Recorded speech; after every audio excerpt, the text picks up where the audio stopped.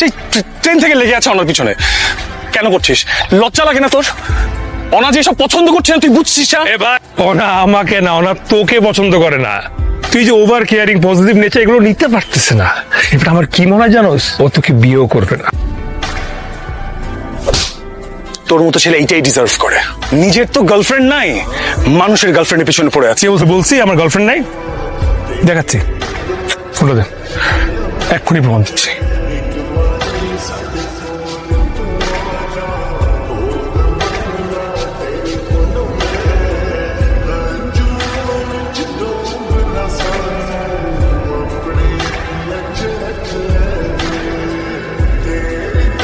This is my girlfriend, Neela. Hello everyone.